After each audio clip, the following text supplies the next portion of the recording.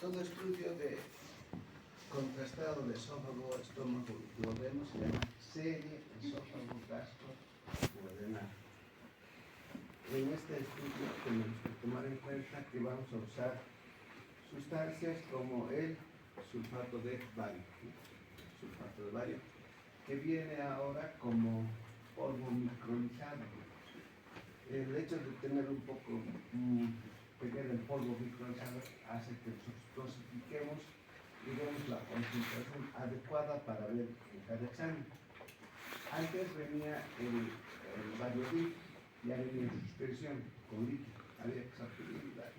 En cambio nosotros usamos agua tibia, solución, etc., para disolver el bario.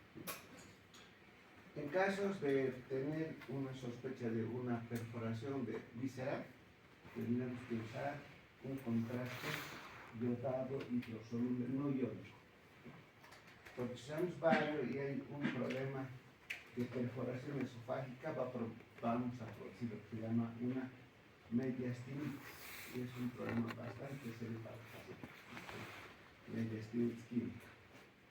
Entonces, tiene que prepararse el paciente. Lo ideal es que venga con 6 a 8 horas de ayunos, pero de preferencia es mejor que día antes del examen no coma nada, de modo que tengamos un estómago vacío, ¿no?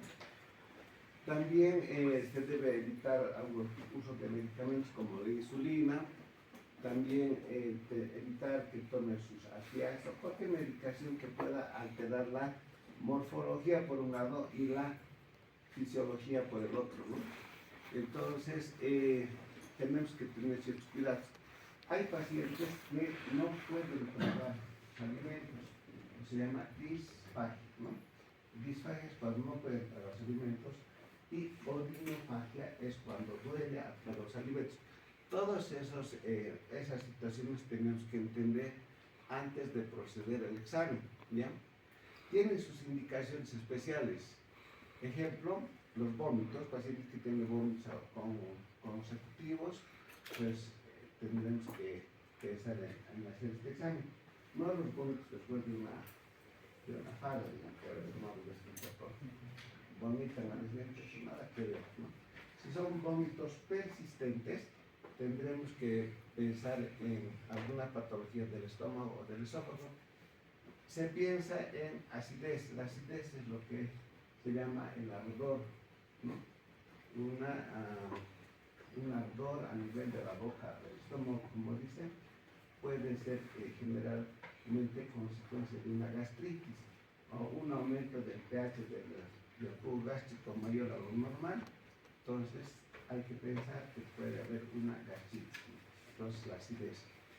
Se hace el examen cuando el paciente tiene disfagia o odinofagia, quiere decir que el paciente le duele al tragar los alimentos o tiene dificultad para tragar. Entonces puede haber problemas en el esófago, es por eso que se realiza el estómago, que es la serie gastroduodenal. De hecho, cuando hay un dolor abdominal persistente, donde se descartan otras patologías, tendremos que recurrir a lo que es el estudio contrastado, ¿no es cierto? Y alguna vez puede haber pacientes vomitan sangre. Entonces, quiere decir que una úlcera activa, una úlcera sangrante o un tumor que puede estar causando esta hematemesis, se llama, ¿no? ¿Sí? Estamos enseñando que aprender elementos. Entonces, una hematemesis va a producir o condicionar que se realicen estos exámenes. Se realiza también en otras patologías, como por ejemplo la introducción de cuerpos extraños, ¿no? Que se quedan en el estómago o en el esófago. Hay cuerpos extraños que son de densidad metálica, que son visibles fácilmente, y hay otros cuerpos extraños que son, a partir del día de la siguiente clase, máximo 3 y 10 las papaconeras. Ya no. Bueno, entonces tenemos que pensar en otras patologías que tengan también, como los cuerpos extraños que les decía, ¿cierto? objetos metálicos fáciles, objetos como madera, plástico, no se ven, los tenemos que echar mano de el contraste. Ejemplo, cuando alguien se traga un hueso de pescado o de pollo, pero los pollos casi no tienen calcio, puro cartílago, no se ve, pero sí hay la sensación de cuerpo extraño. Lo que hacemos es empapar en un algodoncito baño y que trague. Y al tragar eso se va a trancar y va a permitir contrastar el objeto que no es radiopaco, ¿no? Lo igual que una astilla o una costilla de pescado, un hueso de pescado que tampoco se ve.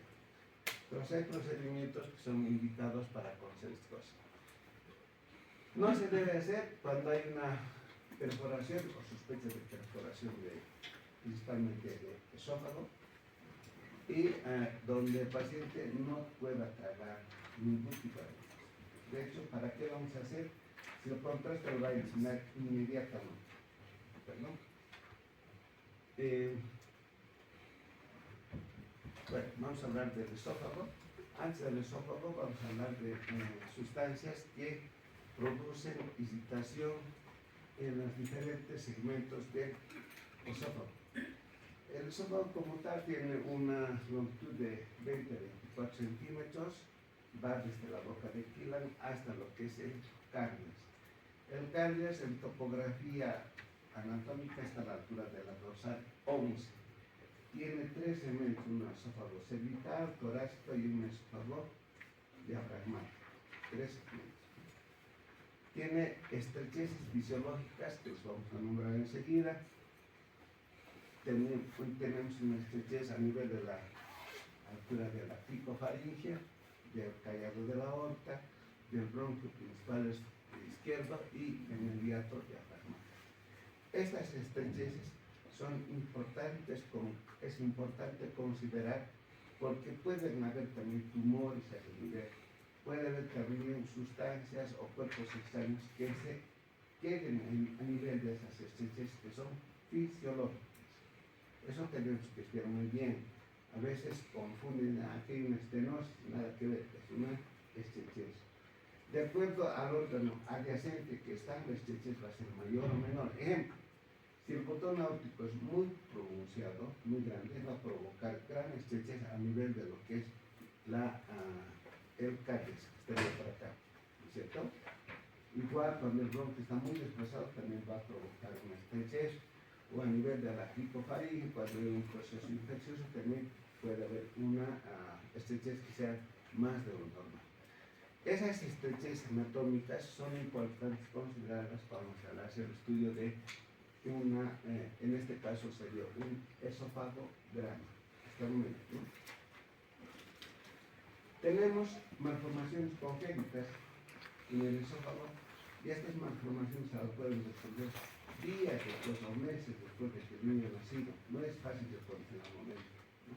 Entonces van a notar que el niño pierde peso, lo que toma empieza a vomitar, etc. O tiene cuadros bronquiales a repetición. ¿Por qué? Porque una patología, la más frecuente es la que está mencionada acá, lo que es la atresia esofágica, que sería esta imagen, la atresia esofágica. Esta atresia esofágica se asocia a una fístula bronquioesofágica.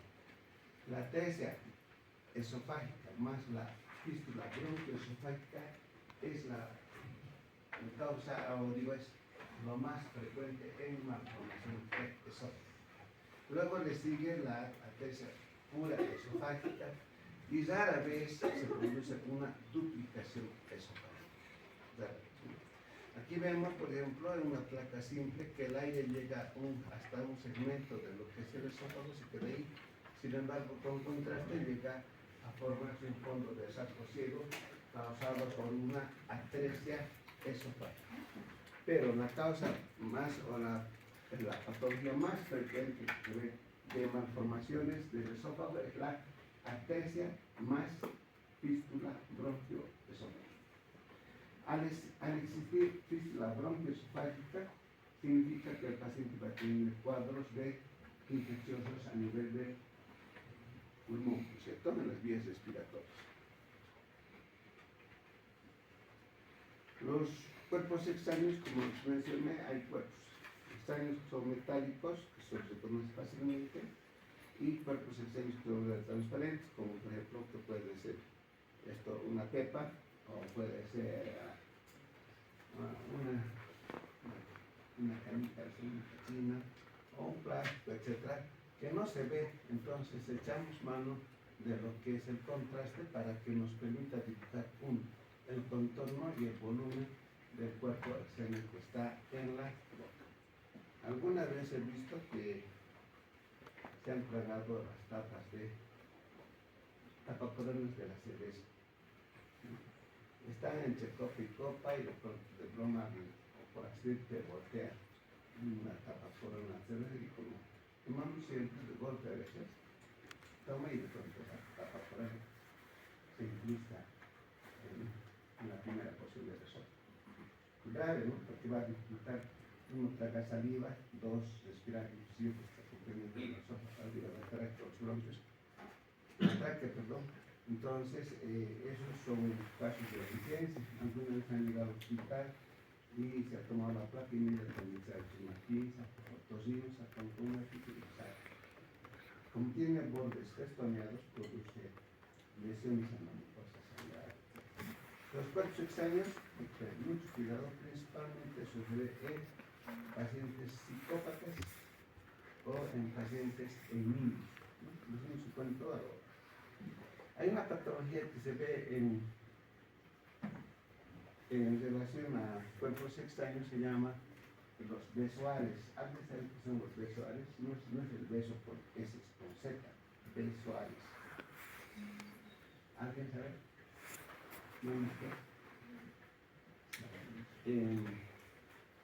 Los besoares son acúmulos de sustancias que se quedan en el estómago. Los besoares pueden ser de vegetales. Hay gente con mucho vegetal que no se digiere y se acumula. Esa es una pelota del estómago. No se queda detenido. Y otro que es más frecuente todavía es los tricobesoares. ¿Ya? Los tricobesoares son acúmulos de pelos que se van juntando en el estómago y se hacen como una pelota. Estos tricobesoares se ven más en pacientes psicópatas de nuevo, empiezan a ponerse el cabello, comienza a hacer una pelota, son besoares. Los tricobesoares son aquellas sustancias, acúmulos también, que generalmente son de vegetales. En cambio, cuando es de pelos, es tricobesoares. Si tienen gato, alguna vez van a ver que podría tener ese problema. Los gatos no se bañan, ¿no? Pero se lamen muy bien cuando están en la época cuando tienen pelo. Entonces van tragando un montón de pelos y se hace una parecida. Y a veces produce una obstrucción gástrica, que es el tricobesoares. Van a llevarse a los veterinarios, a los veterinarios. Perforación esofágica. Cuando hay una perforación esofágica, que puede ser por sustancias alcalinas o ácidas, o también, y lo más frecuente, es por causa iatrogénica.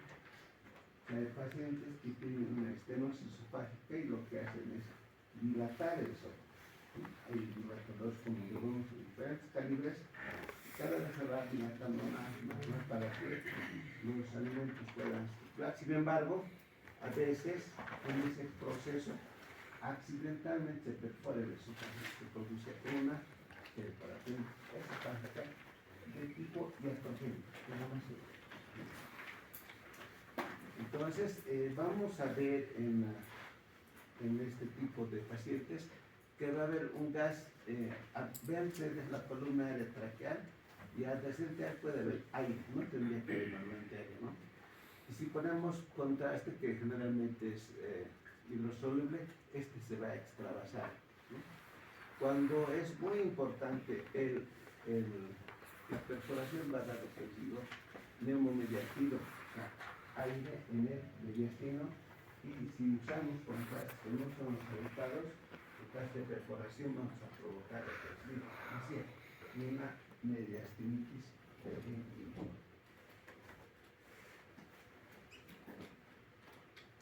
La estenosis esofágica, que es la estrechez del esófago, puede estar dado por causas como las que estamos viendo ahí, cáusticas, con la ingestión de soda cáustica, ¿cierto? O por ingesta de, como se llama, ácido sulfúrico. Hay gente que tiene instintos de autoeliminación, entonces toman soda cáustica, pueden tomar ácido sulfúrico, o accidentalmente pueden tomar, y en ese momento va a producir primero inflamación, edema, etc. Y al final va a quedar esto, ¿no? Una rigidez por una cicatrización del esófago que va a producir una estrechez en todo el segmento del esófago, una estenosis cáustica. A veces hay infecciones dadas por hongos, como las monidiasis.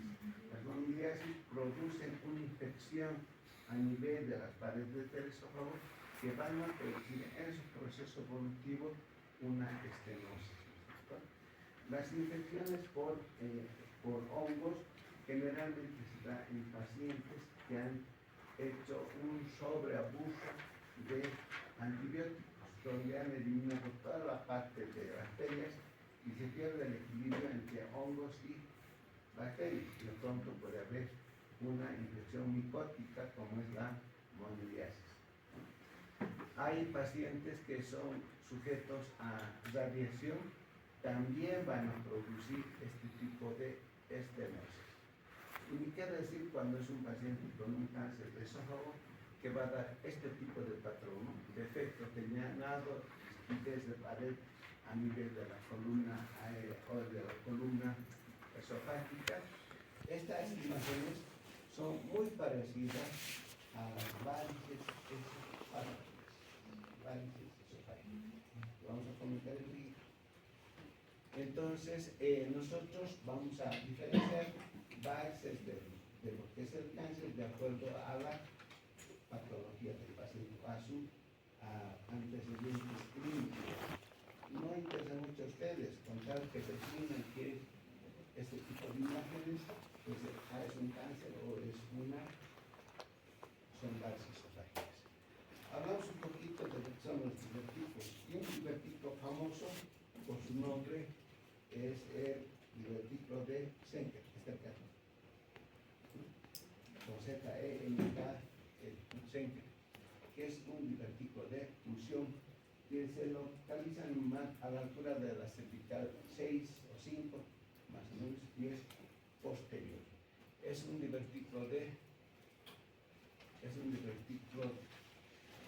fusión, ¿ya?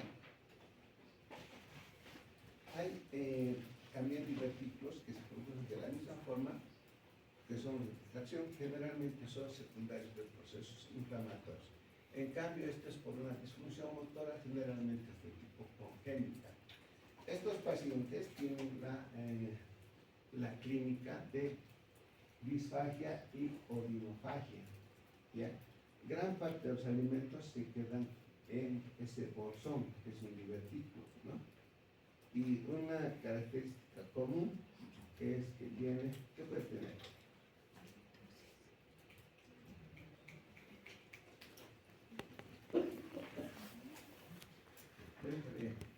¿Qué puede tener? Tiene mal olor. ¿Qué se llama el mal olor en la boca? Halitosis, ¿no?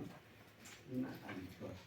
Entonces, el paciente va a tener una halitosis porque hay un acúmulo de comida fermentada en el esófago y ya está. Transmiten su olor.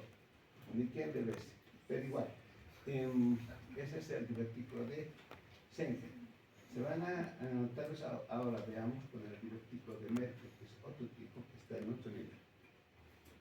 Entonces, existen procesos inflamatorios generalmente por reflujo. ¿Qué significa el reflujo? Parte del contenido gástrico se va a ir hacia el esófago y va a producir una esofagitis, ¿no es cierto? Van a dar estas imágenes con pliegues polipoideos. Acá vemos un pliegue polipoideo que va a cruzar la unión gastroesofágica.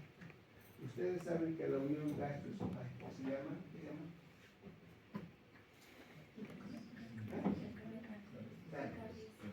Casi me disipilo. Bueno, vamos a ver este tipo de lesiones porque hay pliegues que cruzan esta parte del cardio y van a producir este defecto de llenado. Va a haber también ¿cómo se llama? Esofagitis que van a producir estenosis, ¿no? Por una irritación permanente y cicatrización, igual que en este caso vemos un grado de secuelas de una esofagitis por reflujo, donde el contenido gástrico, que es altamente ácido, afecta al esófago, produciendo una esofagitis y de pronto se cicatriza y da un grado de rigidez. También vemos lo que se llama el esófago de Basset, que da este tipo de estrechez.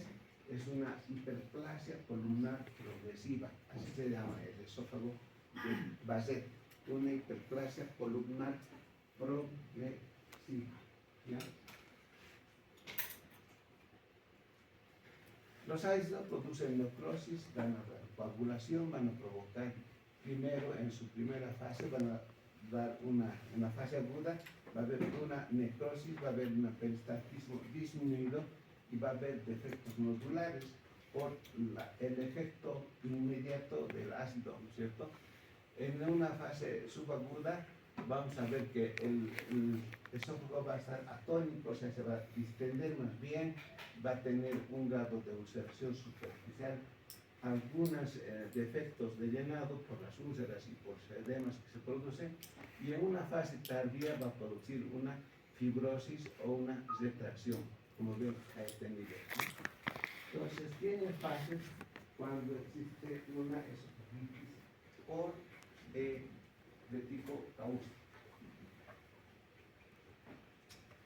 Aquí hablamos de las varices esofágicas. Vean ustedes, la imagen que les he mostrado hace rato era muy parecida a esta, ¿no? El otro era un cáncer de esófago y esta es son varices. Vean ustedes que aquí dentro de lo que es la cavidad virtual del esófago hay un defecto de llenado permanente, son varices, igual aquí varices, aquí son varices, ¿no? Formaciones varicosas. Estas dan un aspecto serpintiginoso, van a producir también nódulos y sus bordes van a ser algo festoneados, ¿ya? Este tipo de varices se ve en pacientes enólicos. ¿Qué es enólico? Tú debes saber. Enólico. ¿Tienes algún amigo enólico? ¿Nadie? ¿Algún enólico aquí declarado? Que la ven. Que esté en los AA. No me entiendo. ¿Alguno ha ido a la AA? No toman nada ustedes, ¿no? Hay que verlos después de la entrada. Enólico es una forma decente de decir alcohólico. Entonces, en pacientes alcohólicos, generalmente en pacientes de la calle, toman mucho, llegan a tener cirrosis hepática. ¿Sí? Toman tanto, se desnutren y su hígado primero crece, luego se achica, se fibrosa, etc. Y una consecuencia de las varices esofágicas es la hipertensión portal. La hipertensión portal, como no tiene un desahogo, se va a desahogar con las venas esofágicas y van a producir lo que se llama varices esofágicas. ¿Ya? Un paciente con varices esofágicas, un paciente alcohólico en el hospital, en el pabellón británico. ¿Conoces el pabellón británico? No, al frente hay un pabellón donde se recibe gente que son enólicos, o sea, alcohólicos, crónicos, y de pronto se muere. ¿Por qué se muere ese paciente? Si estaba bien, si en la calle vivía normal, ¿cuál sería la causa? ¿Qué? Cirrosis hepática.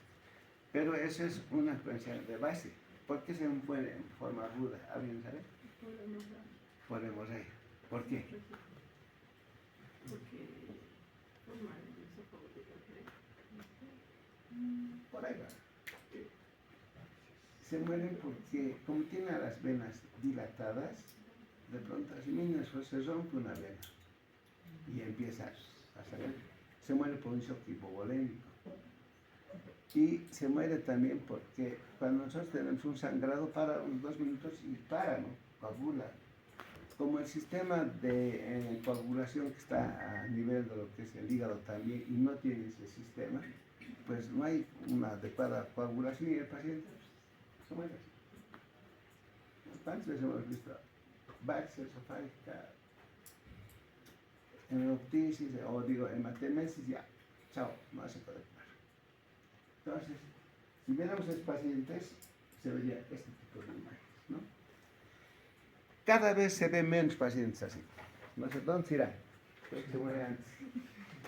El pabellón británico que está al frente de los grandes, donde era COVID, ahora es COVID, pero, no, terapia intermedia.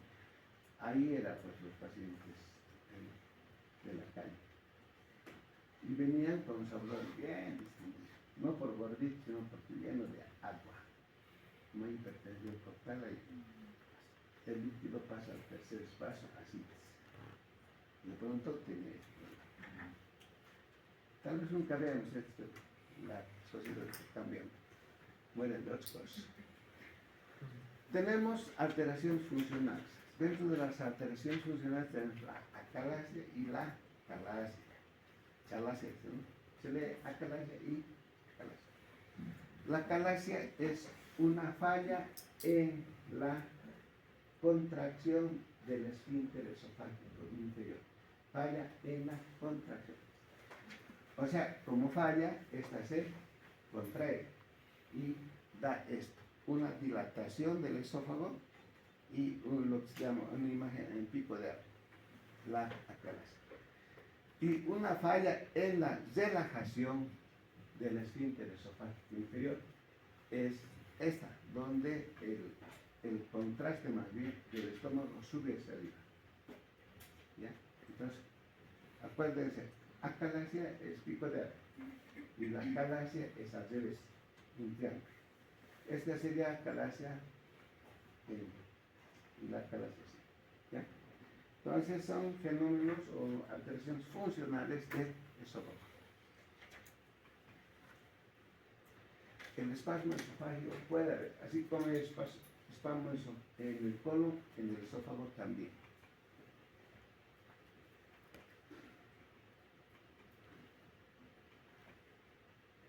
Hernia hiatal. Hernia hiatal es el desplazamiento del esfínter esofágico inferior, o sea, del cardias. Normalmente en condiciones es esto. El cardias viene del esófago, el cardias y el estómago. Es lo normal. Cuando hay parte del estómago que se va por el orificio del diafragma, se sube, es una hernia hiatal por deslizamiento. O sea, el cardias se ha subido. Está aquí. En cambio, el otro es una hernia hiatal paraesofágica, donde el cardias está en el lugar, pero esta apertura es un poco más ancha y el estómago se sube. Por eso se llama paraesofágica. Una hernia paraesofágica. Estamos hablando de lo que es la hernia hiatal. Dos tipos. Una por deslizamiento y la otra paraesofágica. Tumores. Los tumores son defectos de llenado que van a aparecer en el esófago y de acuerdo a su forma pueden ser como estas, nodulares, con un cuello estrecho, o pueden ser con un cuello ancho, como vemos acá. Generalmente son lesiones benignas, que son tumores en el esófago. Algunos de estos tumores pueden calcificar, otras son de aspecto polipoide y algunas de estas, no está descrito aquí, pueden tener ulceraciones en su borde superior. En su borde más alto puede haber ulceraciones. Donde hay ulceraciones Y cuando tiene irregularidad de bordes, generalmente hablamos de cáncer de esófago, ya no un tumor renal. Los tumores de esófago están más o menos en ese porcentaje de 4%. Se puede ver un anular constrictivo, que va a dar la imagen corazón de manzana, una luz estrecha e irregular y ulcerada, en un carcinoma constrictivo. El polipoide son masas irregulares que forman ángulos agudos, como se muestra en la primera imagen. El infiltrante afecta a la submucosa y va a condicionar una estenosis. Y el ulcerado afecta a toda una masa y por su forma no causa una estrechez, ¿no? Eso sí puede condicionar una dilatación. Estamos hablando de cáncer de esófago avanzado. Generalmente el cáncer de esófago avanzado es el que vemos por los rayos X. El inicial casi nunca. Así como en el estómago, el cáncer gástrico superficial afecta a la mucosa y submucosa. En cambio, el cáncer gástrico avanzado va a afectar a la mucosa, submucosa, a la muscular y a la serosa, ¿no? Es igualito en el estómago. Tumores malignos, aquí vemos una forma estenosante, aquí vemos una forma polipoidea, esta es la más clarita, aquí otra, aquí vemos una forma infiltrante que origina una rigidez de las paredes, y aquí vemos un nicho ulcerado que es de la forma ulcerada, ¿no? Aquí ven ustedes como una especie de un cerro, un cráter, como un volcán, y al fondo tiene su nicho ulceroso. Entonces son cánceres o tumores malignos de esófago. Estómago. ¿Cómo dicen cuando se distiende el abdomen? Viene el paciente y dice, tengo gastritis, porque su abdomen está extendido, lleno de gas. ¿Tendrá que ver algo con eso?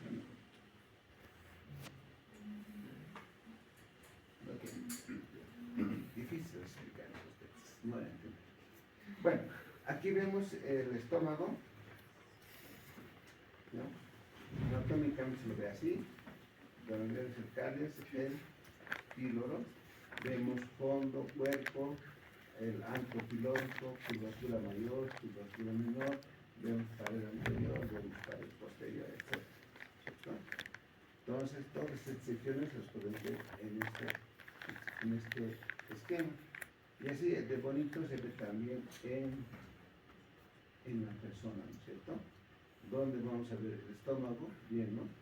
Vemos parte del ancho pilórico, aquí vemos el píloro, y aquí vemos esta forma de oliva que es la primera porción del duodeno, ¿ya? La primera porción del duodeno. Ojo, que cuando se hace un estudio de esófago gastroduodenal, siempre se empieza a tomar imágenes del estómago, siempre. Al final, cuando está por tener de ciencias esófago, por supuesto. ¿Por qué? A ver. Porque si veo primero esófago, buenas tomas, cuando queramos tomar estómago ya no se va a ver bien porque el contraste ya iba al intestino delgado, etc. Y se sobrepone. Por eso que de entradita empezamos a ver siempre estómago. En este estudio que parece bonito, completo, etc., no es tan bueno porque parte del contraste ya está en el intestino delgado, lo cual hace que se sobreponga lo que es el estómago. No sería bueno.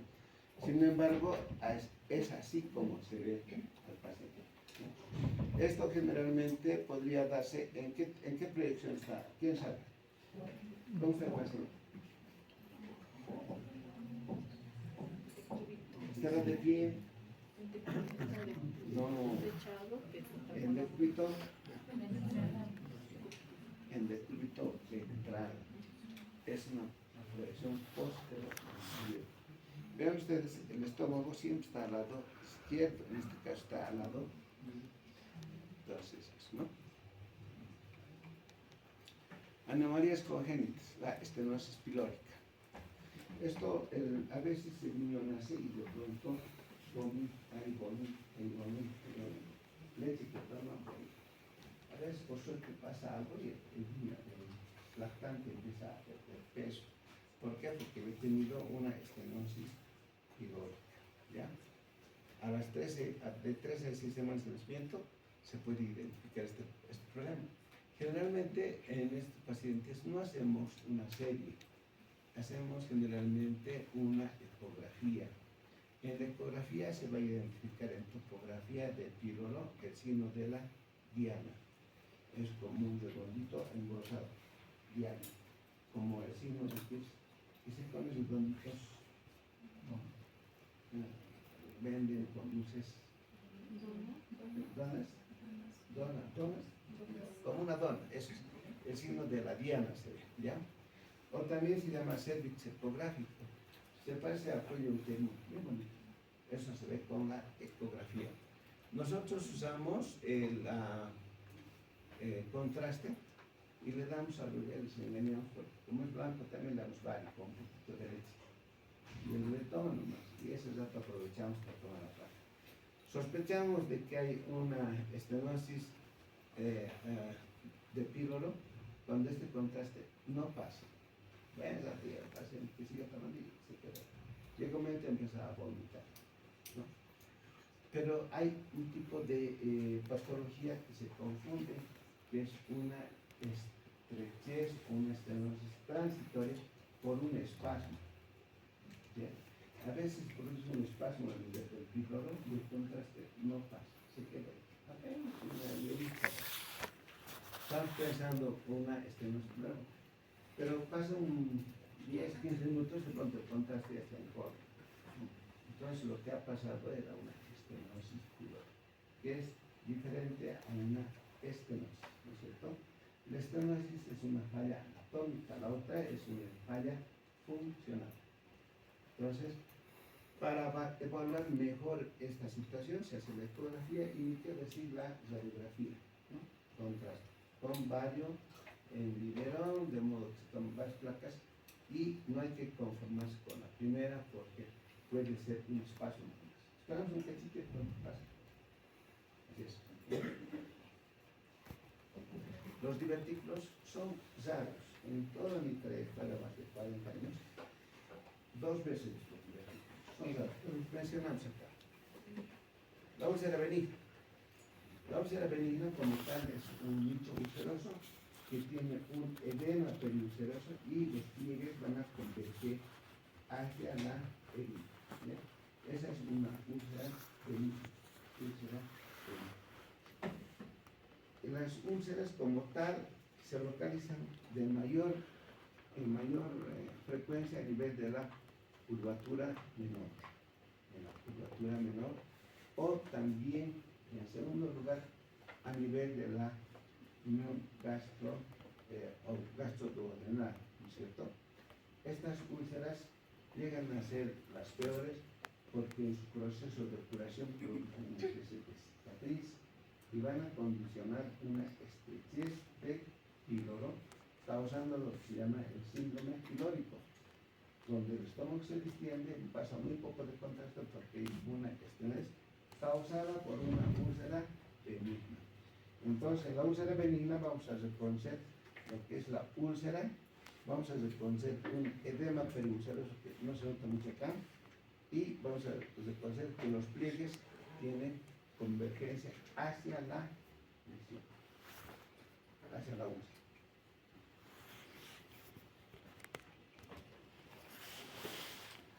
Es una úlcera benigna, lo que les decía, ¿cierto? El cráter, el nicho ulceroso, los pliegues irradiados concéntricos. ¿Ya? Tiene lo que se llama el anillo de Hampton, que es el edema periulceroso. Es un proceso inflamatorio que va a producir edema y entonces en torno a la úlcera va a haber un defecto que no se contrasta porque hay un cráter. La úlcera maligna es un poco diferente, ¿no es cierto? Primero, los bordes de la úlcera maligna son irregulares. Los pliegues no siempre convergen hacia la lesión. Hay una desaparición laminar, terminal abrupta, desaparición abrupta. Los pliegues pueden terminar en la herida, pero se quedan al medio camino irregulares, fusión de pliegues, como vemos aquí, un pliegue que se ha fusionado con otro, ¿cierto? Que pueden ser las imágenes en B, una B, se han fusionado. Dar lo que se llama el signo de menisco de Karman, que va a dar este tipo de lesión, un nicho seroso grande y su contorno que va a estar rodeado por el edema también, parecido a lo que es la úlcera benigna. El cáncer gástrico, de acuerdo a su naturaleza, se llama, puede haber un cáncer gástrico benigno que no vemos a los rayos X, rara vez se ve porque tiene 4 etapas. Una fase polipoide es la única que se ve. Las otras, porque son lineales, ligeramente definidas, aplanadas, etc., que están dentro de la clasificación japonesa del cáncer gástrico temprano que afecta a la mucosa y submucosa. Rara vez se ve, eso se lo diagnostica solo con endoscopía. Pero sí la forma polipoidea del cáncer benigno o cáncer temprano sí se ve, la única forma que se ve. En cambio, cuando el cáncer está ya avanzado, hablamos de unas lesiones del tipo Bormann, como estamos hablando aquí, Bormann, ¿cierto? Bormann tipo 1, tipo 2, tipo 3, tipo 4. ¿Ya? El 1 es exofítico, es elevado. El 2, exofítico, elevado y ulcerado. El tipo 3 es netamente ulcerado y el tipo 4 es que el estómago se vuelve pequeñito y es un cáncer terminal por una linitis plástica.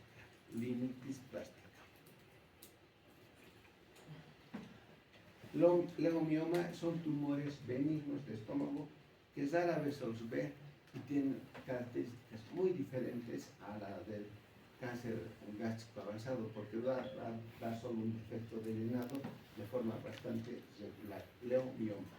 Leomioma es, su término nos dice que es un tumor de músculo benigno en el estómago. Ahora sí, entramos a intestino delgado. El intestino delgado como tal tiene dos porciones, ¿no es cierto? Una porción fija, que es el duodeno, y la porción móvil va desde el ángulo hasta la válvula ileocecal, donde está el yeyuno y el hilo. ¿Cuánto mide el intestino delgado? 6 a 7 metros, ¿no es cierto? El intestino delgado como tal, esa variación en longitud es muy relativa. El margen es amplio, son de 6 a 7 metros, 1 metro de diferencia, pero tiene todo eso.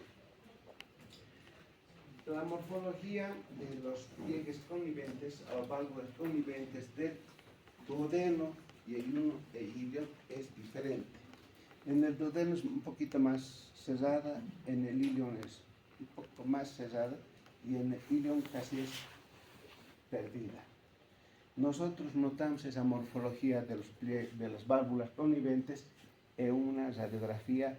Eso tenemos que saber porque el tránsito intestinal, que es otro tipo de estudio, creo que hemos terminado con la anterior, con el esófago gastroduodenal, es lo que se llama el tránsito intestinal, ¿no? Entonces, para ver el intestino delgado, nosotros tenemos que recurrir a una técnica, a un procedimiento que se llama el tránsito intestinal. Para este fin utilizamos contraste paritado, que puede ser de 200 a 350 cc. El paciente ingiere y hay que esperar como 10 minutos, 10 a 15 minutos para tomar las primeras placas. Obviamente el contraste ha pasado esófago, estómago y está llegando a la duodeno, primera porción y una y la etc. Entonces, cada 15 minutos va tomando las placas en forma serial. Cuando el contraste está llegando o llega ya a la válvula ileocecal, es donde termina el examen. El tránsito intestinal termina en ese momento. O sea, no hay horas. Un residente que puso el otro día ese tema en el hospital les decía se toma en 2 horas cada 15 minutos. No hay camino. En la práctica no pasa eso. En la práctica nosotros tenemos que ver cómo el contraste está progresando en el intestino delgado para contrastar, valga la redundancia, los diferentes segmentos del intestino delgado. Ahí vemos su anatomía, de acuerdo a estos 4 a 7 metros, mucho es. Su calibre está bien, 3 centímetros. Y se extiende desde el píloro hasta la válvula iliocecal. Tiene 3 componentes, el duodeno y el uno y el ilio, ¿no? Las velocidades, que son sustancias o elementos que permiten la absorción de los alimentos. Tenemos luego la arteria mesentérica superior, que va a irrigar todo el intestino delgado, y luego tenemos lo que es el mesenterio, que es como una membrana que va a fijar todo el intestino.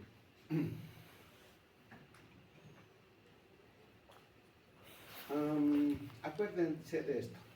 Dentro de la semiología de las enfermedades del intestino delgado, se habla de la dilatación. Significa que el intestino delgado puede tener un calibre superior a los 3 centímetros. Dilatación, ¿ya? Otra es el engrosamiento de pliegues. Aquí hay pliegues, ¿no es cierto? El engrosamiento de pliegues nos da otra alteración. También es importante ver que puede haber rigidez en las paredes. Cuando hay rigidez en las paredes hay que pensar en otras patologías. Normalmente no debiera haber. Hablamos de nodularidad. Cuando hay nódulos en el intestino delgado, también otra patología. Separación de asas quiere decir que hay líquido o edema que está haciendo que las asas se vayan separando. Están acá consignados los divertículos. Generalmente el divertículo más importante es el divertículo de Merkel, que está más o menos a 3 centímetros de la válvula iliocecal en el borde antimesentérico a nivel de lo que es el ilio. En el ilion se encuentra el divertículo de Merkel. Cuando se inflama este divertículo se llama merkelitis. También pueden haber defectos de represión, generalmente defectos de represión causados por los tumores. Ahí estamos viendo una malformación que es el divertículo de Merkel, ¿no? Es lo que dice acá, es la persistencia del conducto onfalomesentérico, es una anomalía congénita, borde antimesentérico a 30-40 centímetros de válvula iliocecal. Generalmente está un poquito más a este lado y es lo que se llama el apéndice a la derecha. Alguna vez el paciente tiene este divertículo, se inflama y puede simular una apendicitis, pero en el lado derecho. Es el divertículo de Merkel. Bueno, hasta ahí vamos a continuar la siguiente clase, vamos a terminar con lo que es parte